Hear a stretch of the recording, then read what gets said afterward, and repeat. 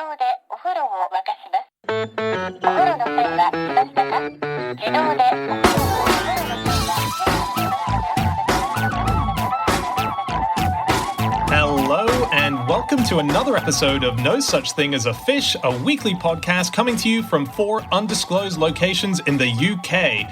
My name is Dan Schreiber. I am sitting here with Andrew Hunter-Murray, James Harkin, and Anna Tajinski, and once again, we have gathered round the microphones with our 4 favorite facts from the last 7 days, and in no particular order, here we go. Starting with you, Andy. My fact is that Paris's first public transport system failed because wealthy passengers bought all the seats for themselves and then persuaded the government to ban poor people. Wow. So, yeah. Incredible. But if they were selling all the tickets, surely that's not a failure. Well, then the rich apparently just lost interest and then stopped using it, and then no one was using it. So it was a complete disaster. This is from an article on Lapham's Quarterly, which is an amazing website. It's really brilliant. It's got so many fascinating things on it.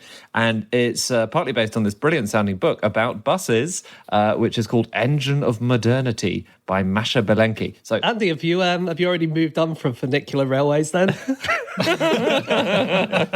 I'm afraid so. So these were called the Carrosse, and it was set up by Blaise Pascal. So we briefly actually mentioned before that Blaise Pascal set up the first public transport system in Paris, but I didn't know what happened to it. And it was basically a carriage with 8 passengers and 2 staff, and there were. When was it? Did you say? Oh, I'm sorry. It was in 1662. And who was Blaise Pascal again? He was a thinker, mathematician, probability dude. And what's Paris again? Sorry, who are you? Anyway, the point is, wealthy riders didn't like sharing with poor people. I think they weren't even, really poor people were not even allowed on in the first place. So I think wealthy people didn't like even sharing with the middle classes. And so they would buy up all the seats in the carriage for themselves. And it lasted, I think, a few weeks. It was this really weird attempt to set up public transport, which didn't work because social hierarchy just got in the way. I think it lasted a bit longer than that because they had quite a few different routes by the end. So they started off, it was Blaise Pascal. He put the money in along with a few other people, including the Duke of Rouennais. And the first route went from Pascal's house to the Duke of Rouennais' house, just by coincidence. And it went through the centre of Paris, but it did pick people up on the way. And then I think they had 3 or 4 other lines. And then they even had a circle line that connected all of them. And it carried on going even after Pascal died. But once he died, it kind of went off. Wow. And the government banned soldiers and pages and other kind of liveried people in uniform kind of people. And when they banned those, everyone rioted against it. And that's kind of when it all fell out of favour. So this is what I did, because I read that and I didn't quite understand why people wanted men in uniform banned. Well, they were the middle class, basically. And men in uniform would be not the working class, but not the poshos. They'd be the in-between people that you didn't really want to mix with. So they had a fashion ban on the bus then, right? Did they have people was it the conductor's job or the bus driver's job to go, I'm sorry, you don't look good enough for my bus? Or did you have to provide more concrete evidence? Because you can be quite a good-looking tailor. Surely you had to provide your CV or maybe some written references from former employers or something in order to get on the bus. I don't really know how they managed to police it, to be honest. Records are pretty scanty. Yeah, I suppose that the other posh people on the bus would go, that man is a liveried man. And they would livery is pretty easy to spot. Yeah. You know what livery is when you see it. There was actually, I do know one thing about how it was policed, which is that you could be whipped if you interfered with the operations of the bus. Wow. Ooh. Wow. Yeah. Quite right too. I mean, you can still be arrested, I think, if you try to interfere with the operations of a public bus today. If you climb onto the driver's lap and take control at the wheel, you are in trouble. And there probably is still some sort of fashion laws with modern day London buses. Like if I went on nude, that might be seen as worthy of not allowing me on. True. Yeah. We're still oppressed. We just don't know it. And it really did sort of fall by the wayside, the idea of public transport, for a long time, didn't it? So obviously you could get coaches and you could hire a private coach or get on a post-chased or whatever, but the idea that a bus would have a specific route and you knew when it was going to be where and you could wait there and pick it up, then didn't come back until 1828, I think, in Europe. Yeah. And in Nantes. That is a long gap between buses, isn't it? If you just missed the last one in the 1690s and you're like, okay, I'll wait for the next one. It's there on the schedule. What? When? Oh, it's fine. 1828. It's only 1747 now. That's fine. No, it's not the clock. 1828, two suddenly came at once. It was a classic. But he didn't even want it to be a public transport system, really, did he? This was a guy called Stanislas Baudry, and he had a bathhouse, and he basically just wanted to get people to his bathhouse. And so he put on a public bus in order to transport them there. And he realised people were getting on it, but they're not getting in the bath at the end. That would be quite useful for your nude bus drives, Dan, because you wouldn't have to and have to get changed when you get to the bathhouse.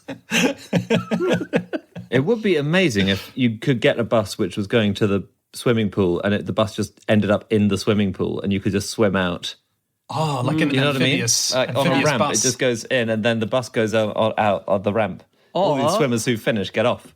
Like in the Italian Job, is it? Where there's a bus kind of gets to the edge of the cliff at the end and you could kind of jump off the bus and dive into the water. That'd be quite cool. Yeah. Yeah. Out You of need to curiosity, have people have you also... seen that movie, James? Have I fuck?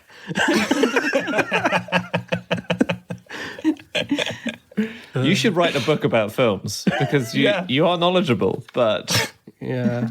you've seen none of them. It's great. The 19th century buses, when they came back, they were the first ones that had an upper deck, which was really cool. So the upper deck, you could go there for half price, but only if you were a man. They wouldn't let women go up there. And the reason was because it was deemed unbecoming for a woman to go up there in the big skirts that they were wearing, and even actually impossible because there was like a ladder to get to the top deck. And also because it was completely in the open. So most of the time you just get drenched by rain or wind or whatever. So it was seen unbecoming for women to get drenched. What, is that because if someone's following you up the stairs, they see up your dress to your panties? Well, there might have been some of that in there because actually when they brought the public transport into France the second time, it kind of became a thing where it was giving women more chance to move around and it was associated with like transgression in women. Like a lot of whenever any kind of freedom got given to women in history, like people thought, oh, must be a terrible thing. Yeah. But as James was saying as well, there's a suggestion, which I think is it's a more jokey suggestion, that the skirts, the frames of those giant hoop skirts would be so large they physically couldn't fit them. They would get stuck on the way up. But as a result, it became quite a social place, the bus. And there was sort of known bus perverts who would sort of just hang out just so that they could be around all these women. I'm so worried, Dan, that you've elided immediately that it became quite a social place and there were these bus perverts. And so that's the definition of a social place, is if you've got a good pervert there holding court. I mean, what do you mean? Does that make it social? It led to bus pervertism, where you would have, like guys would just spend the whole day on the bus, and if another lady came on, they would sit next to her and or be squashed up next to someone. It was the perfect way for the pervert to suddenly have access to a bunch of women, which was a big problem. Not saying it's a good thing, guys. Buses are quite sociable now, aren't they? The Venga bus, for instance. Yeah. The bus in Spice World, the movie. They all had a Your only pervert. acquaintance with buses is from films, even though you don't watch films. I'm just thinking, like, it is a social thing, a bus, isn't it? True. Have you seen Spice World the movie? No, I obviously haven't seen Spice World the movie. I haven't either, but it's got Richard E. Grant in, isn't it? He's the bus driver. Don't know. He's their manager. Yeah. He's their Oh, yeah, manager. but does he also drive the bus? I think at one point he does drive the bus, yeah. Okay. So does Victoria Beckham, but I don't call her the bus driver in the movie. Summer Holiday with Cliff Richard, that had a bus in it. Yep. Yeah.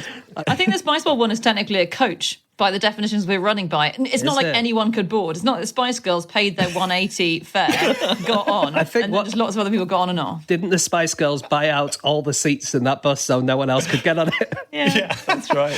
Imagine how long it would take to tour the country if all the buses taking the bands around were public buses. We got 3 hours to get there, but we've got 40 stops along the way. Can I tell you guys a personal Something personal. Yeah, Oh sure. boy. So I was recently reading an old copy of the Pickwick Papers that I found, I think in my parents' house ages ago. Oh no, I think I inherited it from my grandma. Anyway, I opened it to one page and there was a bus ticket in there, or a tram ticket, sorry. And it's just a scrap of tram ticket. It's from London United Tramways. So I looked that up and that ran from 1894 to 1933. And it's punched for a journey in the sort of Wimbledon, Kingston area. And it says it cost 2 pennies. It was 2D. And isn't that cool? And I don't know who owned it. And I looked it up and looking up the when the ticket was from, when those stops existed, and also the advert on the other side. So on the other side, there's an advert for Holloway's Magic Ointment or Holloway's All-Rounder Ointment. Okay. I think it's from 1900. Wow, what does this ointment do? That's what I'm getting from this story. It cures absolutely everything, James. It's an all-round remedy. It literally said backache, heart attacks, brain disease, vomiting. Wow. It's all there. It actually, then I went down a stupid rabbit hole. It was made by a guy called Thomas Holloway and it made him super rich. And so he bought this mansion called Tittenhurst Park. And that, Dan, you do recognise it. Why do you Yeah. recognise it? The Beatles? Yeah, apparently John Lennon lived there 100 years after him. Yeah, wow. So that was a convoluted way that I got to John Lennon via this fact. But anyway, isn't that cool that I've got a bus ticket from 120 years ago? That is very Really cool. cool. Do you know, can I give a quick personal story? Sure. When I went to Zanzibar on honeymoon, suddenly coming up next Wait to a minute. us Did you on- find a bus ticket that used to belong to Freddie Mercury or something? No, next to me is Anna's grandmother driving a bus. I just couldn't believe it. No, next to me is a bus that I used to get, not obviously the exact bus, but a bus that I used to get in Hong Kong as a kid. And I suddenly looked around and all the buses in Zanzibar were the old buses from Hong Kong from my childhood. Wow. And I think when buses are put out of, when new buses come into, say, London or whatever, they shift out all these buses Yeah, to all that's these for different sure. countries. Yeah, and they're in Zanzibar. That is awesome. All the old London buses went to Macau, I think. So they might not be there anymore, but about 10 years ago, if you went on a bus in Macau, they were all old London buses. Wow. And the bendy buses, I think we've said before, they went somewhere super inappropriate. I don't Yes. mean like they went to a sex club. I mean they went to a place with That's narrow, windy roads. that's another bus you could get naked, isn't it? That's my bus. Can I quickly tell you the most desperate ever press release I found about buses? Oh, Okay, cool. this was at the time the James Bond film Spectre was coming out. The press release is by National Express, the bus company. Suave and sophisticated James Bond is unquestionably one of the most glamorous characters of all time, but was the world's most famous spy named after a humble bus? It's a question National Express hopes to answer once and for all. Wait a minute, we know where he got his name, James Bond, from. I know. But the 007 bit, I mean. Oh, right, it's- okay. Sorry, yeah. The National Express 007 coach service, which was formerly a bus route when it was taken over in 1973, operates 9 times daily between Deal and Victoria. It is rumoured Bond author Fleming was inspired by the destination blind of his local bus to adopt the number. And they go on and on and on about it. And they even got a National Express driver to say, while James Bond is more likely to be seen behind the wheel of a Bentley, it's a massive honour to drive the 007, and it certainly attracts a lot of attention. It's always a talking point. You see heads turning by as you go by, and people pointing. There are definitely more passengers recently, perhaps because of the new film. I would have thought that's definitely the case. It turns out that the national numbering scheme wasn't actually introduced until the mid-1970s. So Jesus Christ. Okay, it is time for fact number 2, and that is Anna. My fact this week is that Aladdin is Chinese. What? are you doing your own hype for the facts now, Anna? I am, yeah. I feel like that hadn't got enough of a reaction. Someone had to provide it. Whoa! Thank you. I know, right? So I decided I wanted to read Aladdin. So I read about this new translation. So I bought it recently, opened it, and the very first line of the story. No bus tickets in is- there. One-way ticket on a magic carpet. There was a bus ticket from Shanghai, which is how I knew.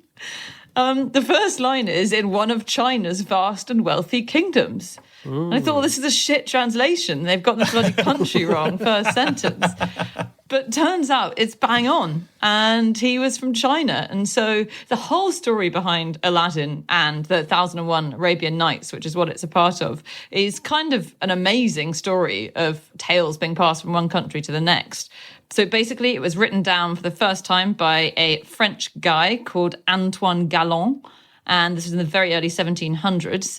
And he'd been told it by a Syrian who he'd met, a guy from Aleppo. And the Syrian had told it as him being a Chinese person. So it was told in Arabia, but Aladdin was Chinese. And it was just this thing where whenever something's kind of exotic or foreign, we go east. We seem to just go east when we're telling a story of something exotic or foreign. So if you were in Persia and you wanted to convey that something was like exotic or a bit strange, you put it in China, said it in China. And I don't know what you do in China. You said it in Japan. Japan. Alaska. What is his name Aladdin then? Because that's not a very Chinese name. No, this is the weird thing about it. The details are quite Arabic. So they didn't really know much about actual China. But they were just setting it in China. So throughout the story, you'll read, he was in one of these classic Chinese palaces, and then they'll describe the palace, and it'll be a combination of an Arabian palace with some French influence, because it was written down by a French guy. Was there a theory that Galland had invented it himself as well? Because it took a long time to track down the Syrian monk who had told him the story.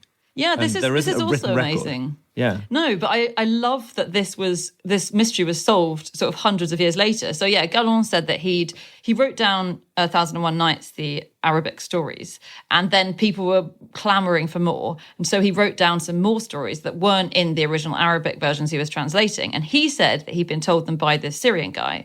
But everyone sort of assumed he'd just made them up and then given them this origin story from Syria. And then they found the autobiography of the Syrian guy who's called Hannah Diab. And they found the autobiography in 1993. How incredible is that? Sort of 280 years later. Does he say in his autobiography, met a French guy today and told him this brilliant story about a Chinese guy in Atlanta? He does. He mentions it. He mentions it in his memoirs.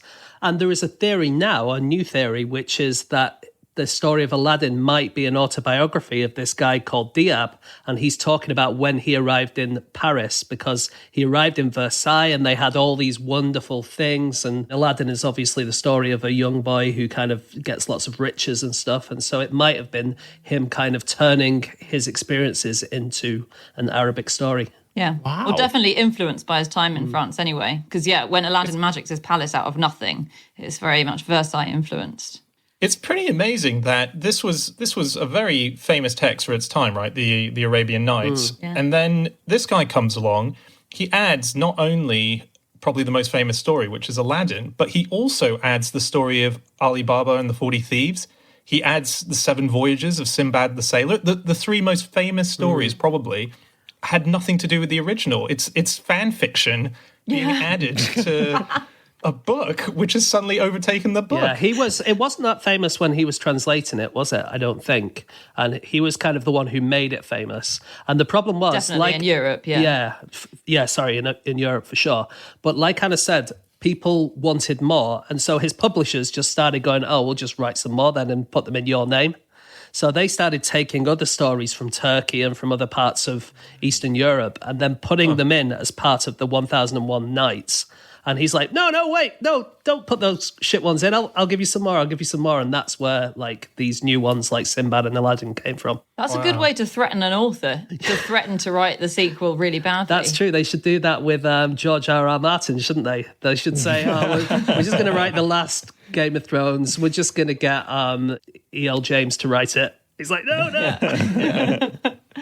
He also had his windows in Paris pelted with kind of rotten fruit and hard objects by people who wanted more stories. The reading public was much more demanding in those days. Imagine if I'd done that to Hilary Mantel for the last 5 years, just kind of attacking her with various missiles. And it wouldn't induce you to want to satisfy your public by writing something, but it did, and he did. But the story that we all know, I would say, is as a result of the brilliant animated 1992 movie. Well, I think we've all seen that, haven't we? Have we all seen that? Yeah, of course we have. We've all seen that. Someone staying very quiet over there. So classic Hollywood distorted the facts of the story, bent them to be a different story altogether. So in it, Aladdin's not an orphan in the original story, which he's portrayed as in the movie. He lives with his mum. And in the original story, it's not just one genie granting wishes, it's two genies. There's a genie of the lamp and there's a genie of the ring. And then it's not three wishes. Like, he gets as many wishes. He just keeps wishing away. He's just having a wishing party the whole way through. Did he do that trick that everyone says they're going to do when they're a kid, where the first wish is for infinite wishes? Is that how he does that? Yeah. It's not allowed. The genie specifically bans that in the Disney film, which you would know if you had watched it, James. I really thought that was an original thought. That's so good that it's infinite, though. I always thought it was 1,000,000. How stupid would I have looked with you guys as I got to my 1,000,000th wish, and you guys get to carry on? You could just use your 1,000,000th wish to ask for another 1,000,000 wishes. Come on, mate. Jesus Christ. Although you could have asked for 1,001 in Arabic, because the reason it's 1,001 nights is actually because that was like an Arabic word for infinite really? stories. It was meant to be. Yeah. Because if they called it 270 nights, roughly, it's not as impressive or sexy, is it? It's not. But also, no wonder the publishers wanted more stories. Like, this is nowhere near the number you promised. Hey, the most striking thing about the story, which, as I say, I have just read, and it is great, is Aladdin is a complete dickhead. Like, not a likable character at all. So the reason his dad dies at the start is because Aladdin is so lazy and greasy and dissipated and cruel that his dad's just devastated that he won't follow him in his career path. And basically, he just gets really lucky. He gets sort of kidnapped by this bloke who reveals all these riches to him. And then he manages to escape the bloke, the wizard, and then just uses all the riches to seduce the princess. He falls in love with the princess because he hears that she's going to be going to the bath. I don't know what number bus she was taking at the time, but here she's going to be going to the baths. And so he sneaks in to spy on her because he's never seen a woman unveiled before, sees her face really from like behind a door, really fancies her. And she's going to marry this guy who seems like a really decent bloke, the vizier's son. And Aladdin just on their wedding night, on the vizier's and her wedding night, uses the lamp to magic their marriage bed into his own home. And then he gets the vizier's son out. He sends him out to spend the whole night in a freezing cold toilet outside, and then lies with the princess. Wow, this is how he seduces But that's her. why he's called Aladdin, isn't it? Because he's an absolute lad. The full name is An Absolute Laddin. Yeah, An Absolute Lad, get in there. Yeah. So, Anna, you haven't been reading the Richard Burton one, right? No, this is a new translation, which I would recommend because it's by this woman called Yasmin Seal, who is French-Syrian, which I just love because obviously it was an amalgamation of French and Syrian when it was first written. But Very no, cool. not that one. Why? Because Richard Burton, the Victorian explorer and linguist. He did all these amazing adventures. He visited Mecca in disguise once, and he would have been killed if he'd been discovered. You know, he was an amazing adventurer. But Burton wrote a really erotic translation of The 1,001 Nights because he also translated the Kama Sutra, and he was very Bus pervert. sexy. This is the bus pervert of his day. He was. But in his version of Aladdin, Aladdin's father is impotent, and so he takes an opium-based medicine to thicken his semen. Jesus. That's just a Right. detail of the story. Cool. I think that's the Holloway's ointment of its day, isn't it? Yeah, it had to be. His version had to be privately printed, didn't it? It was. I think it because did. of the sexual content. Yeah, you couldn't buy it. It was through subscription that you had to get it. Wow. Yeah. And I haven't seen the Disney film for a while, but I'm pretty sure they didn't leave that element in, did they? It's strongly implied. Yeah, he was a pretty crazy character, Richard Burton. I'm never sure how I feel about him, but he did like to sex things up. I suppose he didn't need to sex up the Kama Sutra too much. No. But he wrote his own. I think most of what we know about him is from his own autobiography and also the biography of his adoring wife. And he claimed that he learned Latin fluently at the age of 3 and Greek fluently at the age of 4. And he could play chess blindfolded. But he was amazing. He just sort of traveled everywhere. He ended up speaking 40 languages, got in loads of trouble. I think he was a soldier in India, and he got kicked out of India, and his life as a soldier failed when his governor basically asked him to investigate some rumours that they'd heard about brothels in the city. And because he had an eye for detail, especially lascivious detail, he just investigated them way too hard. So he spent lots and lots of time in brothels just taking meticulous notes about exactly what was going on. And the authorities were like, fuck, this is rank, Richard. Oh, go home. You are sick. And killed his career. Wow. Did you know that the Queen has played Aladdin? Really? It was during the war. During the war, Queen Elizabeth played Aladdin in the royal family's pantomime to raise money for soldiers. I think they invited a small audience of aristocrats. And she would have been in her early teens, I guess, at the time.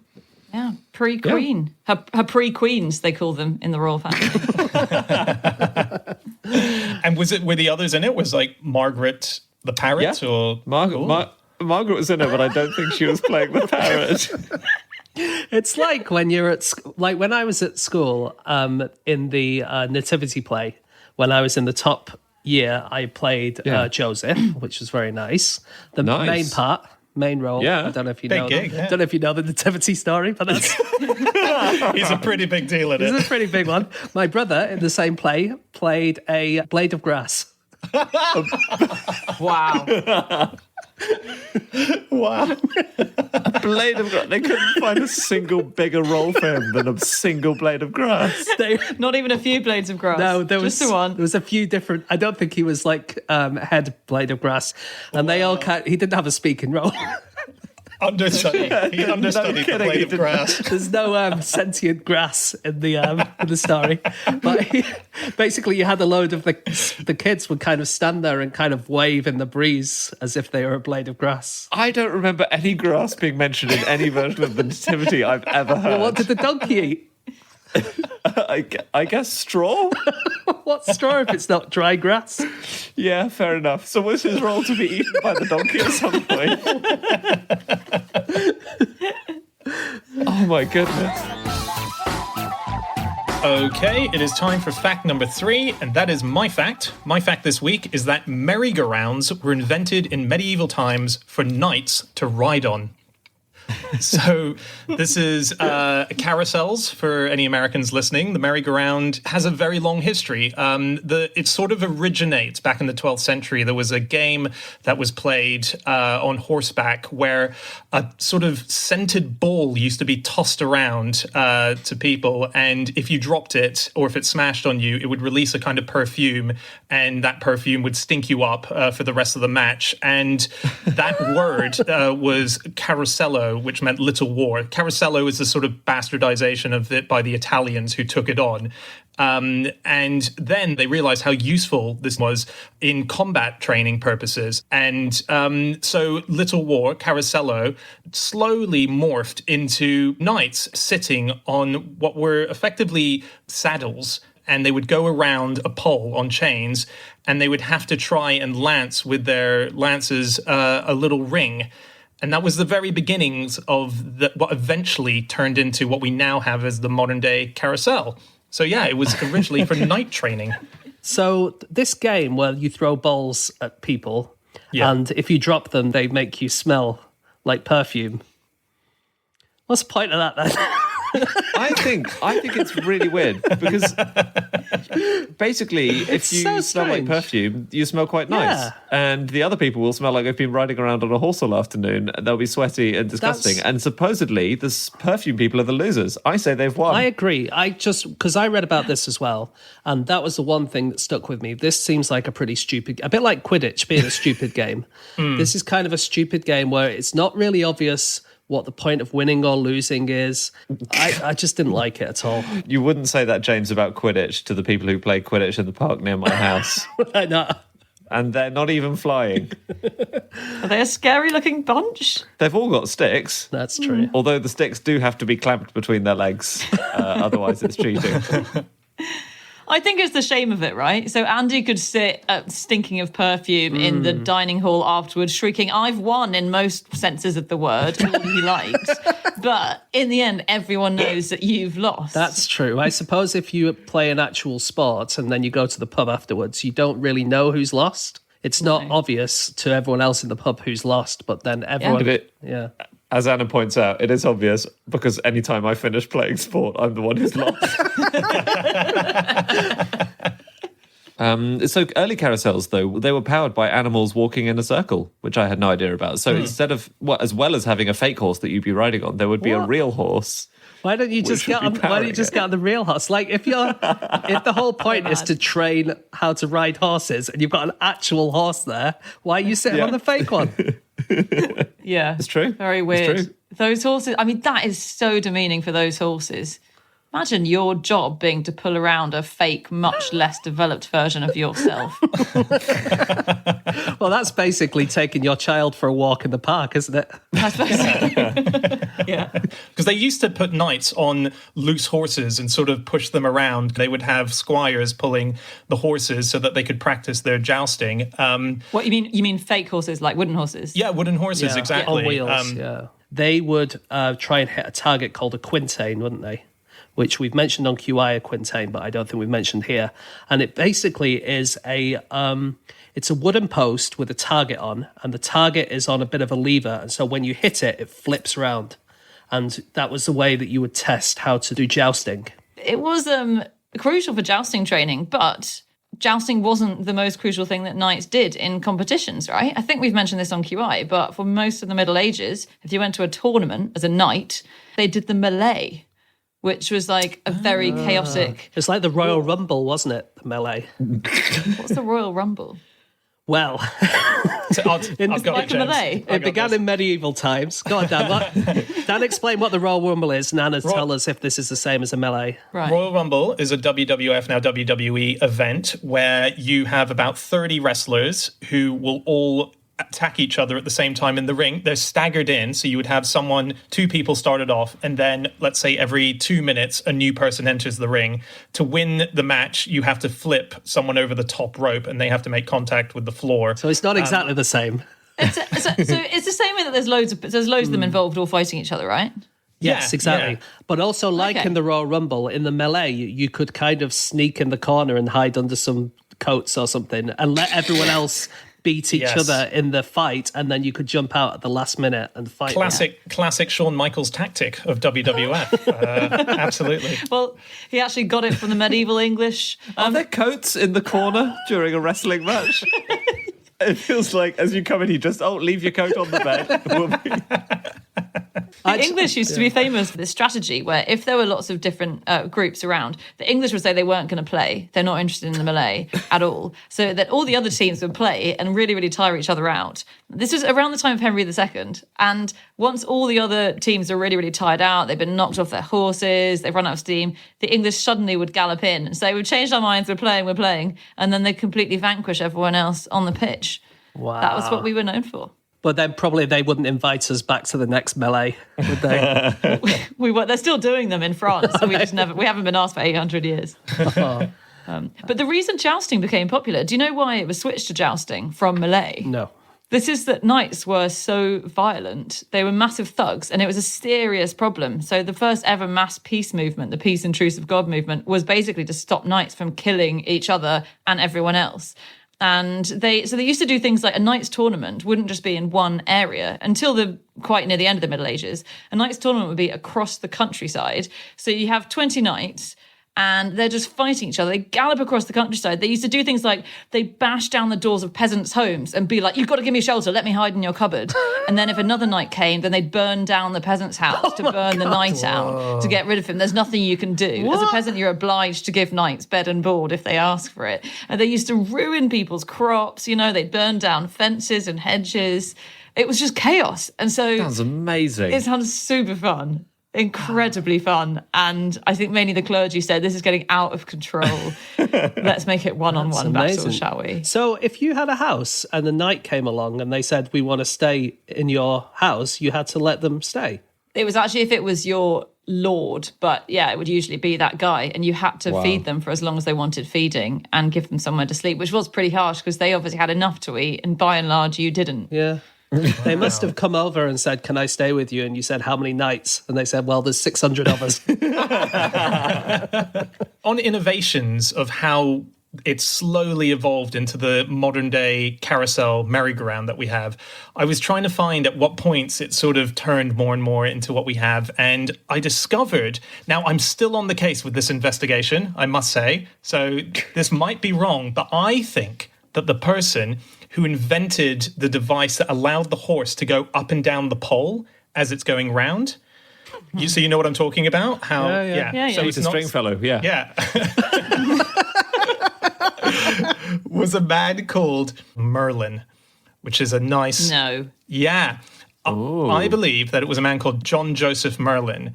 Now, he's been mentioned on the podcast before because he was the man who invented roller skates and first displayed them when he played a violin at a party and ended up crashing into a giant mirror. You remember him? This is that very same man. And he was an amazing inventor during his lifetime of living in London, particularly. He was from Belgium to begin with. And he invented all sorts of things like a self-propelled wheelchair. He had a pedal-operated revolving tea table. He had mechanical chariots that used to go around London. And he had his own museum, which was called the Merlin's Mechanical Museum. And in it is the description of this carousel with horses that go up and down, and noble people and rich people of the time used to come and hire it out specifically just to have rides on it at this place. So this is, he died at the beginning of 1803. So we're talking late 1700s here. It's the first description that I can find of that innovation of the horse going up and down, invented by Merlin. So is your theory that Merlin first existed in the 1800s, invented that, and then went back in time to King Arthur and co. and brought with him his training device for the knights? Well, you've taken the theory further, but I'm on board. I absolutely will fold that into the idea. And Merlin, I believe, in the Disney Sword in the Stone, which is very close to the original story, it's not. Merlin, at the end, enters on roller skates. Is he? So this is all coming together, fairly certain. Wow. It's just a shame no one will hear it once James has edited this. Oh, I have a fact about aeroplane rides at a fun fair. Oh, yeah. Okay, so the flight simulating aeroplane ride at a fun fair where you sit in a little plane and it, moves up and left and right and rolls around a bit, that was invented to train pilots. Whoa. That is terrifying. Genuinely. This was built in the early 30s, I think, maybe late 20s, by an inventor called Lee Irely. He built a small plane called the Orientator, and it would tilt left and right. It was in this huge Y-shaped fork, so the plane was stuck in the Y of the fork, as it were, and it would turn and roll and twist. And he thought this would be useful for training pilots, and he only sold 5 of them, all of them to the Cuban government. And that's what it was used for. And then a friend of his saw it and said, have you suggested turning that into a carnival ride? Because that looks really fun. And that's what he did. And he spent the rest of his life inventing the Lupo plane and the Rollo plane and the Rocco plane and all these rides. That is amazing. I mean, you've got the carousel, which was for training knights, and you've got this for training...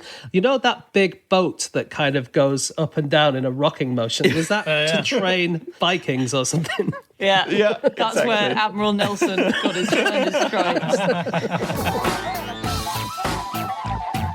Okay, it is time for our final fact of the show, and that is James. Okay, my fact this week is that in some parts of Japan, earwigs are known as chinpo kiri, literally penis cutters. Are they much more powerful in Japan? I don't think they're literally cutting penises. I think it might be... Well, okay, so let me tell you where I found this. It basically came up on my RSS feed last week, but I went to look for evidence and I found a paper from 2013 from a Japanese entomologist called Kenta Takada called Vulgar Dialect Names of Earwigs Used in the Kansai region of Japan. Okay, so I went on to Google Translate because this paper was in Japanese, and it seems like the reason that they're called this is, one, they have pincers in their back earwigs, don't they? On their bums, they have like these little pincers.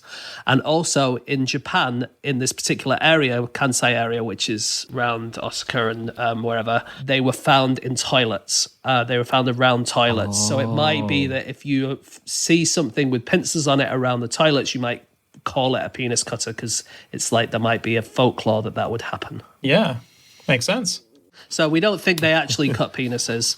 But it's just that it so happens that in this particular part of Japan, that they give it a rude name. I'm sure you guys have researched earwig penises. Oh, yeah. All over it. Because this is another Japanese connection. If you search Japan earwig penis, it brings up a study done by Yoshitaka Kamimura of the Tokyo Metropolitan University, who deliberately broke earwig penises off while they were mid-sex. That's not very nice. What? Just out of It's malice? not very nice. Not out of malice. So there is a species, lots of species have two penises. The males do anyway. And there was a lot of theorizing about whether they were useless or not. And so Yoshitaka Kamimura, he decided to test it, and his colleagues, and they would interrupt mating earwigs by pinching the male and lifting him off. And because they're very, very, very long penises relative to the earwig, they're the same length again, they're quite easily broken and they're quite sensitive. So the penises all broke off.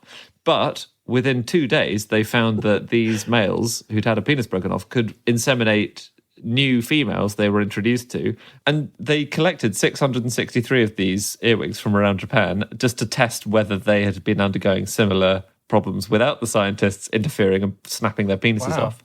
And they found that only a few had had sexual accidents like this, but a few had. So 3 males had lost a penis and 2 females had a severed penis inside them from an earlier. Always annoying. So that's only one penis unaccounted for from those, which is good. Keep your eyes peeled. Everyone at home. The other thing, though, is the second penis is the wrong way round, right? So they must have to learn a whole new sexual position in that 2-day period. I assumed it just moved into the position vacated by the first one, but you might well be right. Oh, okay. I don't know. Well, They think they have 2 because they used to use both at the same time. Well, some species only have 1. Some species only have 1, but of the ones who have 2, they think that some females might have had a double vagina. I think they found double vaginaed females, right? But they've never witnessed the double penises interacting with the double vaginas. But it does seem like the obvious thing, doesn't it? If you've ever seen a glove and a hand, you do automatically assume one's going in the other. Wow. But then you do find like men with only one hand and then women with an extra hand found in their glove, don't you? It happens. I was just wondering if maybe the Japanese name penis cutters might be because they cut their own penis off sometimes when it falls off accidentally. Maybe. So maybe it's not you're worried about your own penis, you're kind of worried about the earwig. No, I don't think that's true, is it? I really, really don't like earwigs, and I very rarely come across them in my day-to-day life. But I remember as a child thinking they're really scary because they can really nip you. Can they? Can they? Yeah, when they get their little pincers together, they can really be strong. I don't know if I've ever seen one, Yeah, I've never seen one. weirdly. You've never seen an earwig? They're a bit like any movie from before 1993. But I don't recall ever seeing them. Do you get them in the UK? I suppose you must do, but I don't remember. Oh, yeah. I cannot believe this is literally like you've never seen an ant. I've never seen one. Well, either. You just have never looked at the floor. I just think maybe I've seen them and just thought it was a beetle or something. Yeah. They look like little scorpions, really, don't they? Do they? Because of the pincers. And the pincers they're very strange because it's quite weird having this defensive device on your backside. And it has a few purposes, but one is for males to spar with each other and, to show who's dominant or whatever. But I was watching a video of 2 male earwigs sparring with their pincers, and it's so awkward because imagine kind of having to spar with someone with your butt cheeks. So they have to crane round with their necks to try and control their pincers that they're jabbing at each other. It's so awkward. That is a Royal Rumble I want to see. You're only allowed to use your butt. Yeah. Leave your coat on the bed and leave your trousers under it. But also, they don't.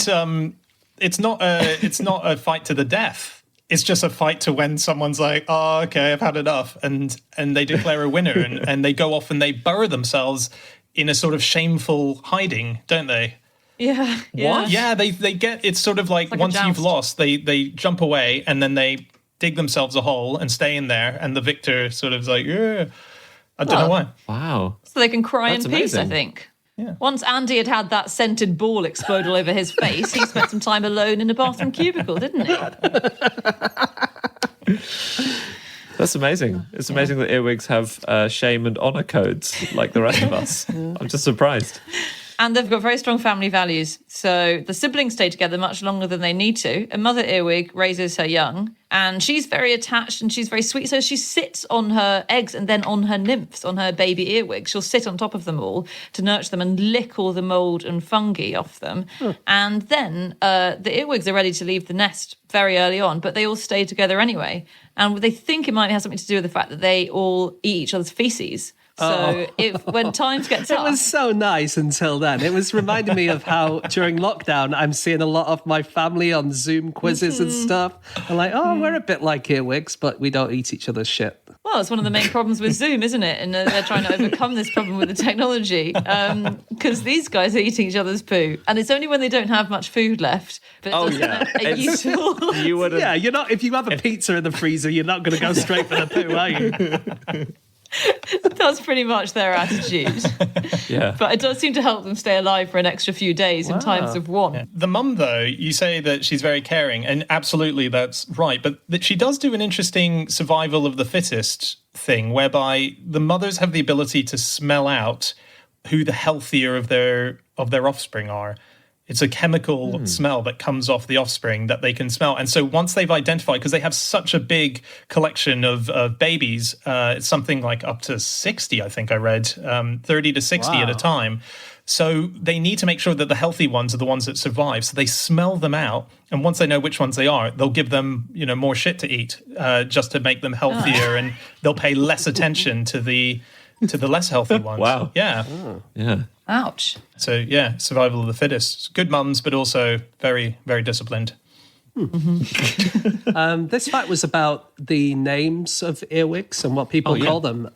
In different countries, they have really weird synonyms. I don't know if synonyms are the right word. So, like the Manx word in the Isle of Man, their word for earwig is the same as their word for a dung fork. A dung fork? A dung fork. You know, like a pitchfork that you use to pick up dung and then move it from one part of the farm to the other part of the farm. Oh, yeah. So just a dung fork. Is that what the earwigs use to eat their siblings' feces as well? In Scotch Gaelic, the word for earwig is the same as the word for having your mouth so full that your cheeks puff out. In Why? Greek, That's I don't know. odd. It's so weird. The Greek word for earwig is the same as the word for alligator and pruning scissors. The Hungarian word for earwig is the same for a catchy song, like like an earworm. An earworm. Yeah. In German, it's an Ohrwurm, I think, in earwig as well. So that must be a link between those two. Yeah, okay. It makes me think that it must have been very confusing in Greece. If you said to somebody, could you please go and fetch my pruning scissors? They're in the second drawer down in my bedroom. They come back with an alligator. You come back with an alligator. I mean, it's a dangerous game. In Spanish, the word for earwig is the same as for an overhead kick in football. Oh, cool. Wow. So weird. Yeah. Oh, wait, I have a theory about why that one might be. So, this is a pretty tenuous theory, but when earwigs are mating, they have a really complicated sort of dance they do, getting to know each other, and I think they smell each other, and the male might do a little bit of flexing to show off, and the female nibbles his forceps, and after about 10 minutes, she will raise up her abdomen at the back, right? And then the male has to twist his abdomen 180 degrees left to right. So his bum is upside down, basically, and that means that it's facing upwards, and that means that he can couple with her. So, and then they spend several hours having sex. But that flexibility of the abdomen might be why the bicycle kick has the same name as the earwig. It could Got well it. be. It could well be. So can you tell me like it. why the Ukrainian word for earwig is the same as their word for pimp? Well, Again, it's to do with turning your bum 180 degrees. Isn't it?